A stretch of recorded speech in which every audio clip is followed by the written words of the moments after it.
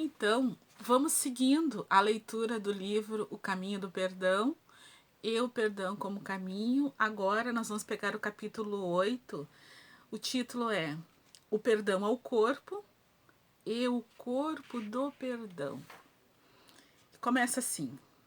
E disseram, esse Jesus disse, posso destruir o santuário de Deus e edificá-lo em 3 dias.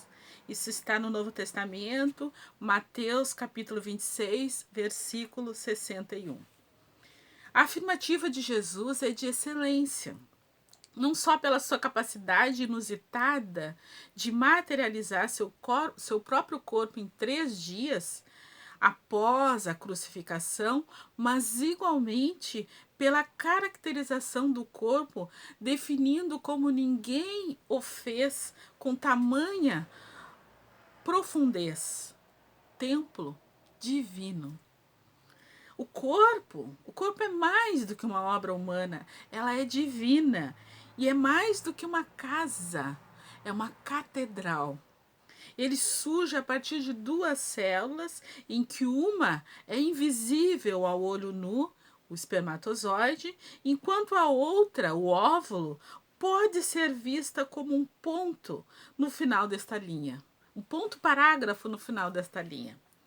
São aproximadamente 500 milhões de espermatozoides em busca de um único óvulo. Do encontro do espermatozoide com o óvulo na trompa de Falópio surge o zigoto, que é a primeira célula formada pelo gameta masculino e o gameta feminino, né? Este, caminhando para o útero, vai apresentando uma multiplicação celular em progressão geométrica, até compor o embrião e depois o feto, experimentando a sua evolução ontofilogênica, estruturando tantos tipos diferentes de célula quanto são os tecidos a formar os órgãos e sistemas na constituição de um ser adulto. No adulto, teremos por volta de 100 trilhões de células compondo a magistral nave divina. Na base dessa engenharia sublime está o espírito construtor e futuro habitante desse espaço sagrado. Habitualmente, tutelado por engenheiros e arquitetos superiores que o auxiliam na edificação da obra, assim materializando o corpo. O espírito atende a uma planificação espiritual que considera necessidades e méritos, carências e competências, tendências e propósitos, visando ao melhor proveito da encarnação em foco. O corpo biológico é matéria-prima para que o espírito exerça seu aprendizado intelecto-moral como o instrumento musical é para o musicista, a fim de alcançar a maestria.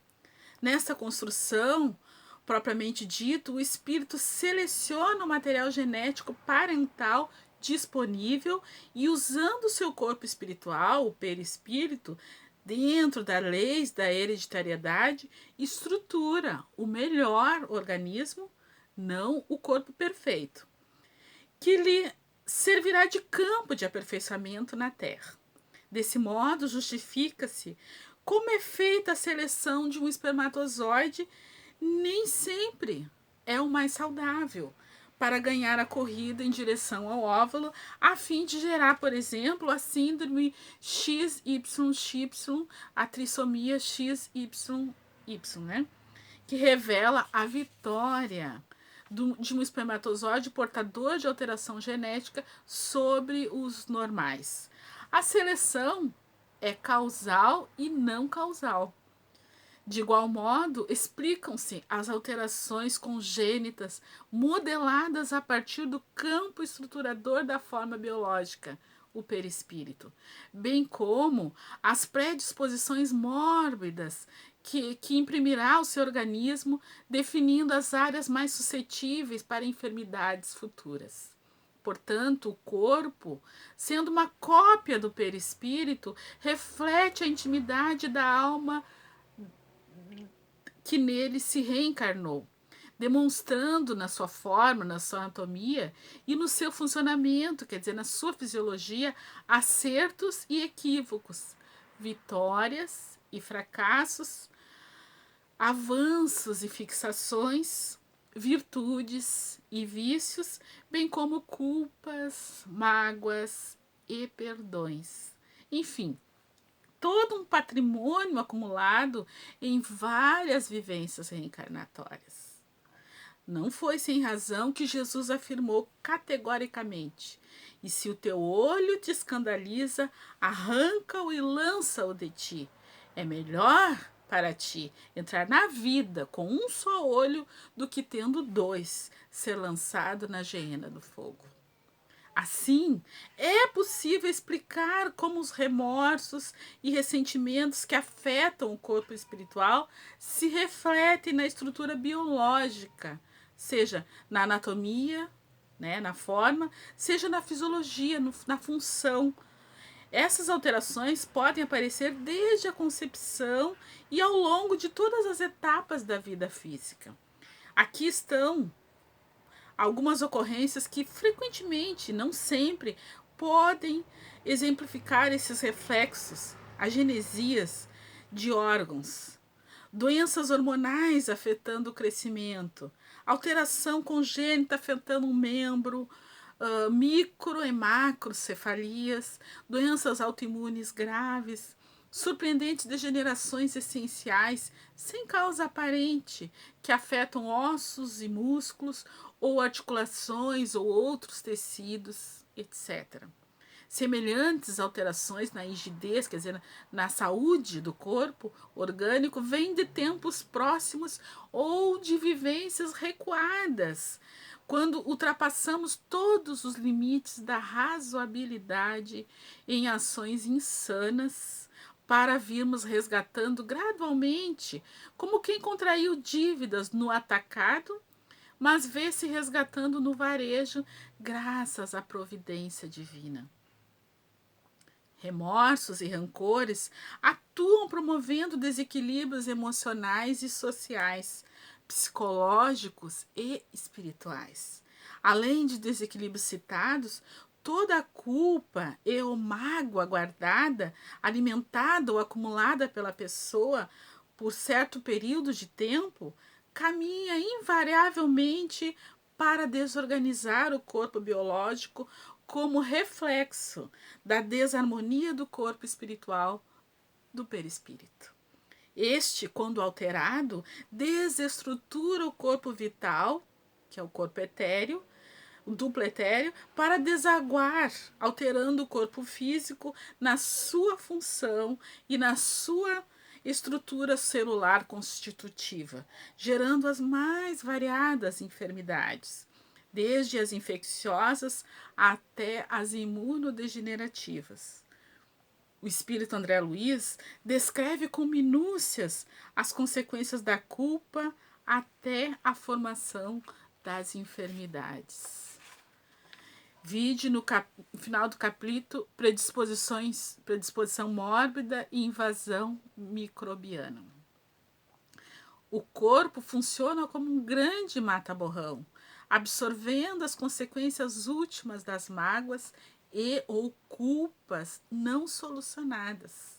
Somente o perdão é capaz de interromper o curso e a direção para onde segue esses conteúdos destrutivos, considerando que obedecem à seguinte sequência hierárquica: corpo mental, perispírito, corpo vital, corpo físico. Quando a medida do amor não comparece para facear rancores e remorsos, estes assumem cidadania no indivíduo e, com o tempo, nesta ainda ou em outras reencarnações, desaguam no corpo como terapia depurativa e dolorosa, ensinando ao protagonista do comportamento infeliz que, se o perdão não chega, a enfermidade o substitui.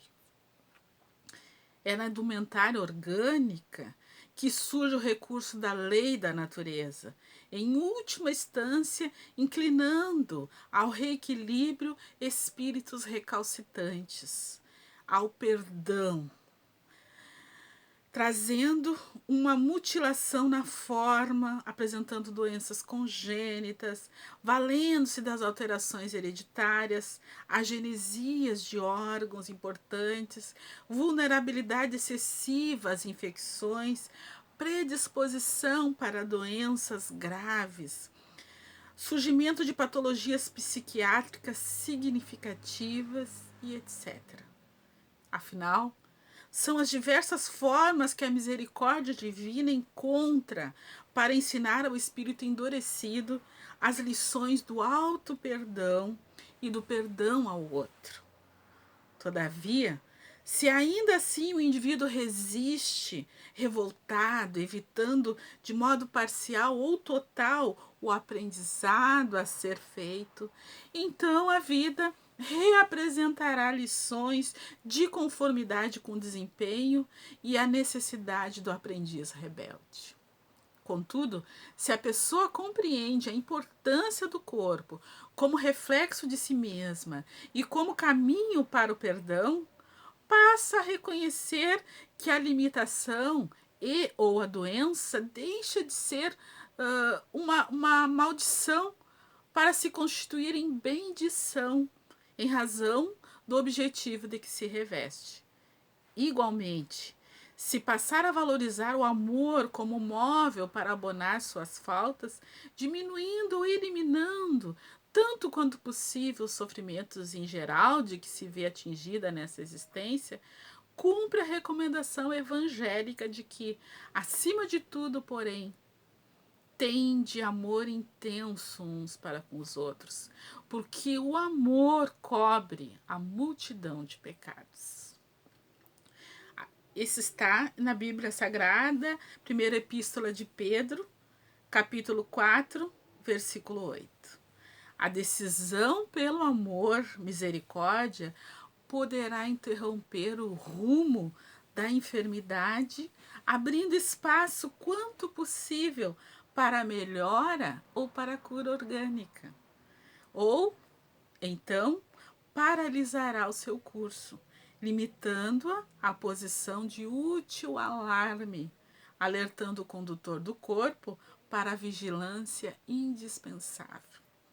É desse modo que se inverte a trajetória de uma doença quando, ao se usar as substâncias medicamentosas do auto-perdão e ou do hétero perdão, nos colocamos em marcha, bem-aventurados na misericórdia, promovendo a saúde de dentro para fora, da alma para o corpo físico, mudando o padrão do funcionamento energético, fluídico interior para melhor, restaurando um nível progressivo, em nível progressivo o fluxo harmônico da energia no sentido da comunicação espírito, corpo mental, perispírito, corpo vital, corpo físico.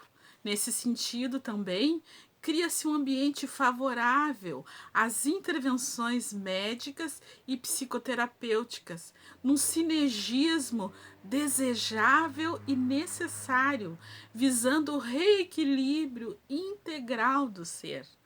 Nesse ponto, somos convidados a ver o nosso corpo-templo como um outro, a quem devemos pedir perdão pelos maus tratos, impostos com rancores e culpas tóxicas, acolhendo-o como o próximo mais próximo, ao tempo de lhe agradecermos e reverenciarmos a honra de poder habitá-lo, aprendendo a lição sagrada do perdão. E aqui ele termina esse capítulo com um anagrama que eu vou tentar aproximar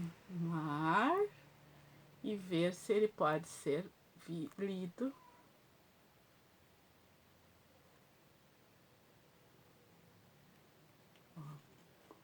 Então ele continua, ele termina assim. a amar o nosso corpo. Templo divino, gratidão aos nossos pais,